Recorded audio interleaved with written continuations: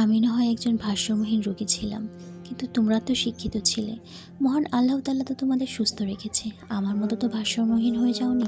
এই দেখো না, তোমাদের মতো আমিও একজন শিক্ষিত মানুষ ছিলাম, কিন্তু পার্থক্যটা আমি ভারসাম্যহীন হয়ে গেছি, আর তোমাদের মহান আল্লাহ তাআলা সুস্থ রেখেছে। আর তোমরা সুস্থ মানুষেরা কি করলে? আমাকে মেরে ফেললে এবং আমাকে পাত্তা দিতে না। কিন্তু আমি তো কারো ক্ষতি করিনি, দেখো তোমরাই করেছো। মহান আল্লাহ তাআলা তোমাদের সুস্থ রেখেছে মানসিকভাবে, তোমরা শিক্ষিত। কিন্তু তোমাদের থেকে আমার মনে হয় যে মানসিক রোগী দুনিয়াতে থাকা ভালো, কারণ মানসিক রোগীগুলো কারো ক্ষতি করে না, তোমরাই ক্ষতি করো। তোফাজ্জল ভাই মৃত্যুর কয়েক ঘন্টা আগে কী করেছিল জানেন? 18 নিউজ সাক্ষাৎকার নিচ্ছিল সবার। ভাইয়াটি অসহায়ের মতো দাঁড়িয়েছিল, কখন এই ভাইটির কথা বলা শেষ হবে এবং কখন সে কথা বলবে। কিন্তু তাকে সুযোগই দেওয়া হচ্ছিল না, বারবার করে চলে যেতে বলা হচ্ছিল, কিন্তু সে যায়নি। সে অপেক্ষা করছিল। তার হাতে একটা পেপার ছিল, খাতার পেজ ছিল, হয়তোবা সে কিছু লিখে রেখেছিল। ক্যামেরার সামনে কথা বলবে বিদায় বারবার রিভাইজ দিচ্ছিল। এই ভাইটির সাক্ষাৎকার সাংবাদিক ভাইয়েরা নেয়নি। সে একটু পাগল ছিল, খাবারের প্রতি দুর্বল ছিল। দেন তার ইচ্ছা ছিল ভিডিওতে যাবে, নিউজ চ্যানেলগুলোতে যাবে, কথা বলবে। এটাই তার ইচ্ছা ছিল দুনিয়াতে। দেখুন না, আমাদের কত আকাশ ছোঁয়া ইচ্ছা থাকে, আর তার ইচ্ছাটা কতটা সামান্য। তোফাজ্জল ভাই অনেকক্ষণ ধরে অপেক্ষা করছিল। তাকে নিষেধ করা হয়েছিল সাক্ষাৎকার নেবেন না, তারপরও ভাবছিল হয়তোবা এই ভাইয়াটার কথা বলা শেষ হয়ে গেলে তার সাক্ষাৎকারটা নিতে পারে, সেজন্য সে হাতে একটা পেপার নিয়ে দাঁড়িয়েছিল এবং পড়ছিল। এরপর যখন ভাইটির সাক্ষাৎকার নেওয়া হয়ে যায়, তখন তোফাজ্জল ভাই এগিয়ে আসে। আমি সরি টু সে সেই ফুটেজটা নিতে পারিনি। এগিয়ে আসার পরে ওই দৃশ্য দেখার পর আমার এতটা কান্না পেয়েছে যে কিভাবে সে এগিয়ে আসছে কথা বলার জন্য, বাট তার সাক্ষাৎকার নেওয়া হয়নি।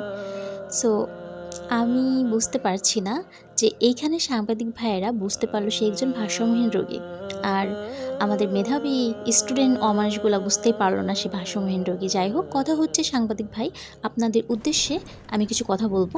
প্লিজ আপনারা এরকম অসহায় মানুষদের একটু কথা বলার সুযোগ দিন।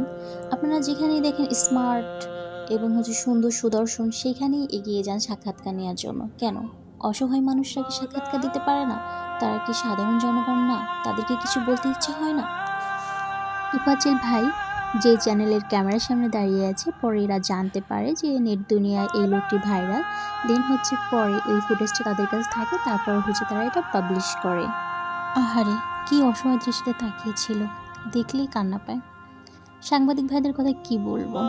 অনেক মানুষ আছে হয়তো তাকে এভাবে পাত্তা দিত না, যেটা আমরা জানিও না। পাগল বলে সবাই দুচ্ছায় করে এভাবে হয়তো দাঁড়িয়ে দিত। আহারে জীবন, কত শখ, কত ইচ্ছা থাকে। আর তোফাজ্জল ভাইয়ের কতটা সামান্য ইচ্ছা ছিল, এই একটু খাওয়া পেট ভরে, আর দেন সবার সাথে সেলফি তোলা, একটু ক্যামেরার সামনে যেয়ে কথা বলা। কতটা সামান্য ইচ্ছা ছিল তার। আর এই নিরীহ অসহায় মানুষটার ছোট ছোট ইচ্ছাগুলি পূরণ হতো না। আমরা যখন ভাত খাই, অনেক ভাত বাড়তি থাকে, ফেলে দেই। আর তখন ফেলে দেওয়ার সময় কথাটা মনে পড়ে, আমরা কত তৃপ্তি সহকারে পেট পুরে ভাত খাচ্ছি, আর যে বাড়তি ভাতটা নষ্ট হয়ে যাচ্ছে এটা ফেলে দিচ্ছি। আর এই ভাতের জন্য ভাইটি জীবনটা দিয়ে দিয়েছে। কতটা কষ্ট ছিল ভাত খাওয়া তার জন্য। তার প্রিয় মানুষ যখন হারিয়ে যায়, বাবা মা তাকে ছেড়ে চলে যায়, তার প্রাণপ্রিয় ভাইও যখন তাকে ছেড়ে চলে যায়, তখন সে ভারসাম্যহীন হয়ে পড়ে। এক প্লেট ভাতের যে কতটা মূল্য তখন সে বুঝতে পারে। তার পরিবারের গার্ডিয়ান হিসাবে আছে তার বড় ভাবি। ভাবি নাকি মায়ের সমতুল্য, মায়ের মতো স্নেহ করে, কিন্তু হতভাগাটার কপাল আসলেই পোড়া।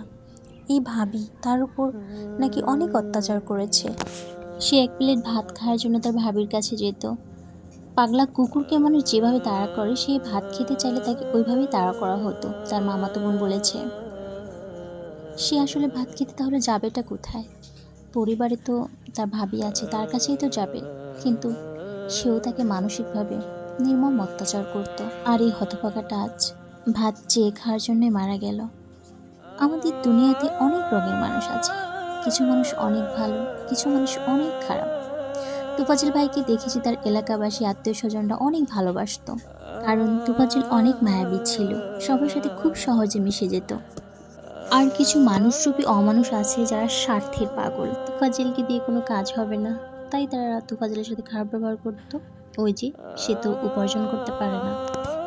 আর দুনিয়াতে পাগলের মর্ম সবাই একটু কমই বুঝে। তার বাবা মা ভাই বেঁচে থাকলে হয়তো এই পাগলটা পুরোপুরি সুস্থ হয়ে যেত, কারণ তার চিকিৎসা চলতো। আপন মানুষ ছাড়া আসলে দুনিয়াতে চলা খুব কঠিন। আর ভাইয়াটার শেষ পরিণতি আমাদের মেধাবী অমানুষ ছাত্রদের হাতে হয়েছে। তারা যে কতটা অত্যাচার করে মেরেছে, তার লাইফটাই অত্যাচারে। সে মানসিকভাবে টর্চার ছিল, অসুস্থ ছিল। যারা ভাইটিকে মেরেছে এই অমানুষগুলো বুঝতেই পারেনি। একটা সাপকে মানুষ যেভাবে পিটিয়ে মারে, ভাইটিকে সেভাবেই পিটিয়ে মারা হয়েছে। চলুন আমরা সবাই বিচার চাই, এর আমরা শেষ দেখতে চাই। আমরা সবাই সবার জায়গা থেকে প্রতিবাদ করি। আর মহান রব্বুল আলামিন এই ভাইটিকে, অসহায় ভাইটিকে জান্নাতুল ফেরদৌস দান করুক। আমিন।